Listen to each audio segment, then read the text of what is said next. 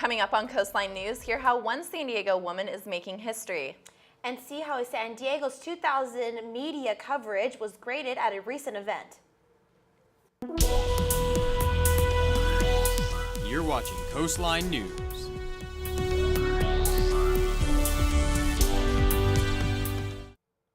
Good evening, Point Loma, and welcome to Coastline News. I'm Kaylin McMacken. And I'm Nikki Olguin. An ancient virus that has been uncovered is making scientists uneasy. Pithovirus is more than 30,000 years old and was found in the frozen soil of Siberia. It only infects amoeba, so it is not harmful to humans. However, the discovery shows how the thawing of polar regions could also release other harmful past viruses like smallpox. A case of tuberculosis has been reported at Helix Charter High School in La Mesa. The San Diego County Health and Human Services Agency says a person on campus was recently diagnosed with TB and may have exposed students and staff to the infection. Health and school officials would not confirm whether the infected person was a student or teacher. Common symptoms of active tuberculosis include a persistent cough, fever, night sweats, and unexplained weight loss. The infection can be treated and cured with medication. March is Women's History Month, and reporter Julia McKibben has how one woman is making history as the first female chief of police in San Diego. And that I will well and faithfully discharge the duties upon which I'm about to enter. Congratulations, Chief. Thank you, Mayor. A moment in history. The City Council has unanimously elected Shelley Zimmerman to serve as the first woman San Diego Police Chief. Zimmerman is a 30-year veteran of the San Diego Police Department, formerly serving as the Assistant Chief. Mayor-elect Kevin Faulkner named her to serve in the post. She is a 31-year veteran who has risen through the ranks to become a respected leader in the department, as well as the entire San Diego community. Former Chief of Police Lansdowne announced his resignation last week and told reporters it was the best time for him to step down after 10.5 years. Lansdowne said he believes Zimmerman is the best officer to succeed him. With all the sexual misconduct allegations taking place within the San Diego Police Department, civil liberty organizations like the ACLU are concerned with how fast Mayor Faulkner appointed Zimmerman as the new Chief of Police, saying they wish they would have had more community involvement. Norma Peterson is from the ACLU, and she voiced the organization's concerns before Chief Zimmerman was sworn in. We want to express our concern and disappointment with a complete lack of process. Zimmerman promises to work with the department to make a safer place for the San Diego community. Nothing is more important than the success of our mission. Now let's all of us work together to make our great city even better. Thank you. Reporting for Coastline News, I'm Julia McKibben. One man is in the hospital after an electrical fire at a grocery store Monday night. The victim is an electrician who was working on an electrical box at the Windmill Farms grocery store in Del Cerro. An electrical shock started the fire at around 9 p.m. The fire was extinguished within 40 minutes. The extent of the damage is not yet known. A woman is facing up to 6 years in prison for child abuse. Maria Garcia, a mother of 10, is being sentenced for allegedly whacking her 8-year-old daughter in the head with a broomstick, choking her with a belt, and burning her fingers on a stove because she wasn't doing her chores. Garcia pled guilty to unlawful corporal punishment in January. Her sentencing has been postponed until March 28th. San Diego law officers are shaving their heads in support of cancer research. The San Diego Sheriff's Department hosted a shave-a-thon benefiting the St. Baldwick's Foundation. St. Baldwick's is an organization devoted to pediatric cancer research. The men and women officers came from all over the county and raised more than $10,000. Some officers say the new haircut will get some getting used to, but they are happy to support a good cause. The Society of Professional Journalists gives those covered by the media an opportunity each year to grade their coverage. Coastline's Jacob Roth has how they were rated at this year's report card on the media event. Students, faculty, and professional journalists alike gathered at PLNU Wednesday for the SPJ's annual report card on the media panel. The event gave those who've made the news the chance to reflect on their media experiences. One of the panelists was Sarah Britt, the grandmother of kidnapped San Diego teenager Hannah Anderson. Britt says she believes the media's continual coverage and updates played a big part in Hannah's successful rescue. My husband and I, in our opinion, if it hadn't been for the media initially, my granddaughter wouldn't be alive today. The other panelists included Nathan Fletcher campaign spokeswoman Rachel Lang, North County Transit District CEO Matthew Tucker, and Laura Fink, one of ex-San Diego Mayor Bob Filner's first accusers. While each of the panelists did have some positive things to say, they also had some advice on how us journalists can do our jobs better. Both Tucker and Lang discussed the importance of various media outlets keeping each other accountable. Within the media, there is clearly a code of silence and clearly, a desire not to call people to task for clear things that fit outside of your journalistic standards. Lang specifically called out UT San Diego's almost blatant editorial bias against Fletcher during last fall's mayoral campaign. They're an important institution and they deserve to be watchdogged because they're just as influential and they influence public policy just as much as any government agency. Thanks to the panel's critiques, San Diego media got to hear firsthand what it's like on the other side of the news cycle. Jacob Roth, Coastline News. Presidential campaigns have all kinds of unique memorabilia. We'll tell you how a local high school uses those pieces. And even with all the rain last weekend, California is in desperate need of more water. Consumer reporter Julie McKibben has how the drought has affected local farmers.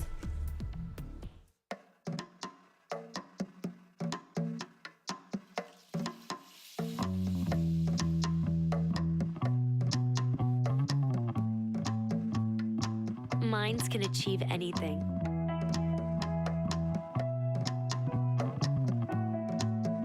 We make sure they get to college.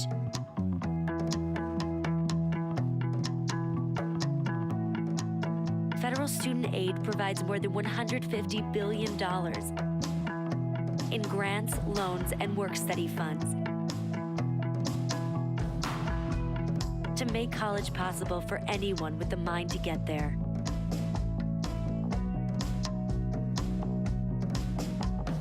Because if given the chance, minds will do great things. Federal Student Aid, proud sponsor of the American Mind. Learn more about money for college at studentaid.gov. Parents sure have their hands full, and they could use an extra hand. Now, every state offers free or low-cost health insurance for your sports hero or budding artist. Kids up to age 19 can get checkups, doctor and dentist visits, hospital care, prescriptions, and more. Your child may qualify based on your family size and income. It's one less thing to worry about. Call or go online for more information. Claremont High School is home to a unique presidential collection. Reporter Greta Wall has how one history teacher has become an expert on presidential campaigns. The largest public collection of presidential memorabilia west of the Mississippi isn't in a museum or presidential library, but in a small classroom shared with tutors at Claremont High School. We have 40,000 unique items, so individual items. If we have 100 different buttons for a particular candidate, that's 100 items, even if they're all lotted up in one case for display. The classroom contains all different types of pieces, but the big stuff is located in the school's library. Flags and posters from various campaigns are the first thing you see when walking into the building. Jim Fletcher has been collecting presidential memorabilia since President Nixon's campaign in 1968. Through his collecting, he has been able to learn how the material culture of a presidential campaign has changed over the years. A pair of golf shoes from President Bill Clinton are on display in the library, along with memorabilia from Abe Lincoln all the way up to President Obama. Since he was 17 years old, Fletcher has been learning about presidency through the material pieces left behind. I'm a history teacher at a high school. I'm not a professor of history, and I'm certainly not a historian, but I am, at least for San Diego, I'm an expert in the material culture of the presidency. 2014 marks the collection's 20th year on display at the school, and Fletcher hopes it will live on long after his days of teaching are through. Greta Wall, Coastline News. An Encinitas council member is proposing the planting of fruit trees in public parks. Tony Kranz says the plan calls for volunteers to help plant the trees and to harvest them. The fruit will then be donated to families with low income who struggle to buy groceries. A volunteer committee is looking for an open area that's best suited for planting the fruit trees. You know, that sounds like a really cool, unique idea, but without any rain and through this drought, I don't know how successful that's going to be. You know what, you're right. Consumer reporter Julie McKibben gives us some more details on the drought. Well, we were fortunate to receive rain this past weekend, but was it enough to make a difference? At the Ocean Beach Farmers Market, farmers set up their crops, vegetables, and fruits, and the growers are feeling the effects of the drought and are wondering, when will it end? The farmers talked about how the state's worst drought in history is affecting their produce, and farmers are having to spend more money to buy more water. They are also warning consumers that even though right now they may not feel the effects, eventually they will. Farmers will soon have to raise their prices to keep up with the amount they have to spend on irrigation and new wells. Farmers may also have to spend more to feed and water their animals. In February, President Obama visited the state's Central Valley, offering more than $160 million in financial aid.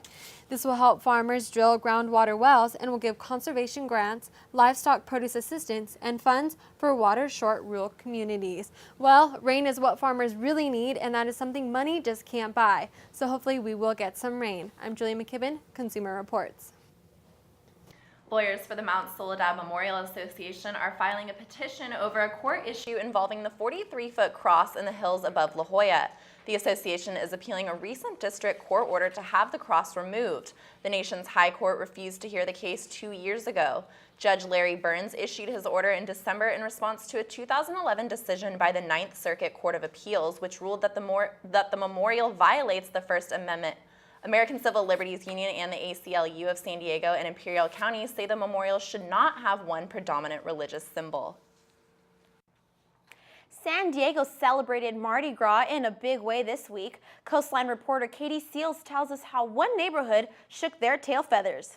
We're here live from Hillcrest for the Mardi Gras Parade. Each year, Hillcrest Business Association hosts an LGBT Fat Tuesday festival. Event organizer Megan Gamwell details how the neighborhood revved up their spirit this year. We have trapeze artists, we have fire dancers, we have live art performances, 3 DJs, food gourmets, we have an outdoor nightclub. I mean, it doesn't stop. Trapeze artists were not the only new act at the festival. This year's celebration also kicked off with a never-before-seen parade. Hillcrest really knows how to do Fat Tuesday right. We are here on Herbert Street celebrating their first ever Mardi Gras parade, and it really looks like it's going to become a tradition. A group of bikers, festively decorated floats, and a surprise guest, former interim mayor Todd Gloria, scattered beads and danced their way through the crowd. Another local celebrity, the founder of San Diego Fashion Week, Allison Andrews, brought out her street team to join the parade. We're here to support the GSBDA and Hillcrest. It's our neighborhood, it's our local neighborhood. We love our people and we love to get out in our community and support great efforts like Fat Tuesday and have some fun! The 12-year tradition is expected to mark another Fat Tuesday next year and hopefully will include a second successful parade. Katie Seals, Coastline News. You know what, that looks like so much fun, and with all this rain that we had last weekend, it was a little touch and go if we were going to have good weather for Mardi Gras. That's right. Let's check in with weather reporter Nicole Monsour to see what's in store for this week. You ladies are absolutely right. We had a bunch of rain this past weekend, but it was definitely much needed for that drought that we have in California. We did wake up with a pretty big marine layer this morning, which is why we kind of have still some partially cloudy skies outside right now. And speaking of outside, let's take a look at our current conditions. Okay, temperature outside is 61 degrees Fahrenheit. Our winds are pretty calm, going south at 4 miles per hour. Our humidity is at 88%, and our dew point is set at 56 degrees, excuse me. Let's take a look at tonight's lows and see how much the temperature is going to drop around the county. Okay, we have Temecula over at 50 degrees. Irvine, you're a little bit higher at 55. Fallbrook, you fall a little bit shorter at 53. Escondido, 52. Ramona, 48. El Cajon, 53, same as Fallbrook. And 54, San Diego along the coast. Ramona, you're sitting at 44, the lowest on the map tonight. Let's take a look at tomorrow's highs in the daytime to see how hot it's going to get. Fallbrook, you're at 77, along with El Cajon over in East County. You're a little lower, Ramona at 75. Escondido, you're at 76. Temecula and Irvine over there in North County, you're at 78. 64 in San Diego, and also sitting at 63 in Julian. That's the coldest it's going to get tomorrow. So let's take a look at the 5-day forecast to see how the rest of the weekend and early next week is going to get. Okay, tomorrow we have a high of 64 degrees and a low of 55. We're going to get warmer as we go into Saturday with an increased high of 72 degrees. However, temperatures will go back down on Sunday and continue into Monday to Tuesday as we hit 66 degrees for a high and the mid-50s for a low. So this weekend will be about 15 to 20 degrees warmer than what's normal for this time of year. Let's now take a look at our surf report for Sunset Cliffs. Okay. Tomorrow we will have a wave height of 6 to 9 feet. For those who aren't very surf savvy, these waves sound pretty good. They'll be about 1 to 4 feet overhead. We will have a calm wind in the morning going west. Our low tide will occur at about 8:30 a.m. and our high tide at about 3 p.m. Keep in mind that the biggest swell will be in the afternoon. Well, that's a surf report I have for you, Point Loma, but I want to wrap with this reminder that we will be losing an hour of sleep this weekend as we spring forward into the spring season. That's all the weather and updates I have for you on my side of the station. Back to you at the desk.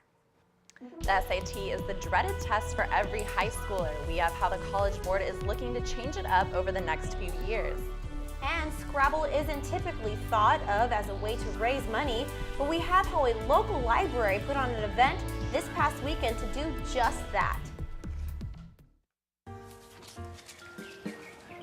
Where do you think you're going? Is your body holding you back? I want to go running. Not with that knee, you're not. I'm fine. Negative. Your bones and joints can say no at any age. With that shoulder, you're gonna pick up that truck. Really? Keeping you from working, playing, or just plain moving. Let's not pick her up. What do you say? Yet a lot of people who live with pain fight back. Use your head. Save your back. My bride, my rules. And regain their lives. You gotta be kidding me. Whoa. I'm going running. I'm going running. I got to see this. Come on, pick it up. Fight for your mobility. Find your own inspiration at anationinmotion.org. A message from the American Academy of Orthopedic Surgeons. Come on. I'll take it from here. Bayfront Charter High School in La Mesa is set to open its doors this year to 150 students who would otherwise enter the Sweetwater Union High School District. The new school comes with some controversy as Sweetwater is estimated to lose about $25,000 annually with the 150 students not attending their schools. An open house is scheduled for tonight. Students will be selected by lottery if Bayfront Charter gets more than 150 applications. The SAT is being revamped. College admission officers and counselors are concerned that current standardized tests have become disconnected from high school work. The College Board says a redesigned SAT will be released in spring 2016. It will have 3 sections, reading, math, and an essay, which will all be scored separately. The current scale of 2,400 will go back down to 1,600. Community members of Escondido gathered together on Saturday to support their local library. Coastline's Marissa Chamberlain tells us what made the fundraiser unique. Playing Scrabble is not something everyone thinks of as a successful fundraiser. For the Escondido Public Library, it has been working for years. About 100 people joined together on Saturday, March 1st for the 10th annual Scrabble-thon tournament. The library's literacy services host the event in hopes of raising money for the community. Deputy City Librarian Cynthia Smith says why this fundraiser is beneficial. The more education people have, the better off they are, the better life skills they have, and we play a role in that because people come to the library. All ages are welcomed at the tournament, and players elect to play in one of 3 divisions: advanced, intermediate, and novice. I'm here at the First United Methodist Church in Escondido, where the 10th annual Scrabble-thon is being held. The public library is hosting this event, and all proceeds will go to fund basic literacy services and career readiness. Director of Literacy Services, Josephine Jones, was excited to see this fundraiser continue to prosper and assist the community. Well, when I was growing up, I always played Scrabble with my mom.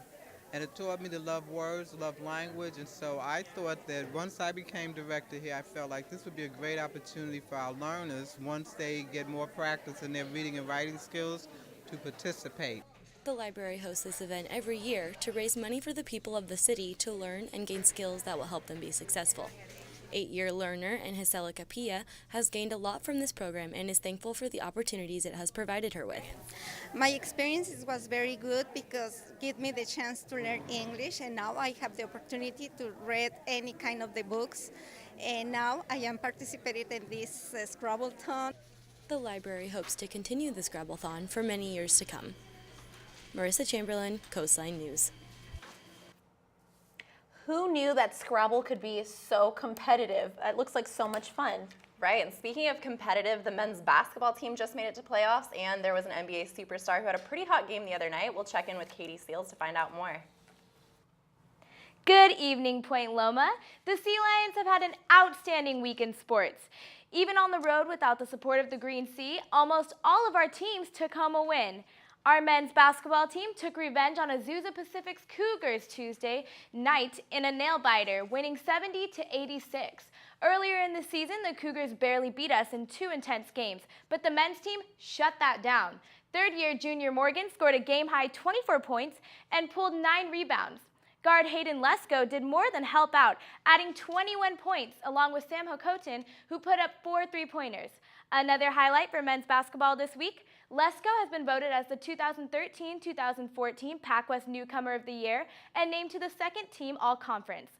What they say about never wanting to run into a team you've beaten twice during the season rang true for our women's basketball team this week. The Lady Sea Lions had a tough time holding on to their edge over APU. Although senior Jessica Escorza was only 1 point away from shooting her career high of 31 points, 11 of 16 from the field, this was still just not enough for the Lady Sea Lions to come away with a win. In addition to Escorza, senior Savannah Erskine was a standout, adding 13 points to the scoreboard total. She also led the team in rebounds with a total of 9. Unfortunately, the ladies went away with a loss, the final score being 71-60 APU. However, this defeat marks the first on a 9-game winning streak. Heading on over to Loma Baseball, the men took both of their games on Tuesday during their doubleheader against Holy Names. They won the first game 6-5 and the second 3-2. They have won 8 straight games and 11 of their last 12. Sea Lion Baseball is now ranked number 1 in the Pac-West Conference standings with a record of 4-0. They were the only team to sweep the conference series. Now, let's talk about this week's buzz topic in sports. LeBron James, 61 points, 8 3-pointers in a row, buckets! This was not only a career-high scoring night for LeBron, but also a franchise record. The Miami Heat took that win against the Bobcats, 124-107. And that is all I have for sports tonight. We are wishing all of our Sea Lion teams good luck as they head out to Hawaii this week. I'm Katie Seals. That's all the time we have for you tonight, Point Loma. I'm Kaylin McMacken. Tune back in after spring break to hear all the latest news. I'm Nikki Olin.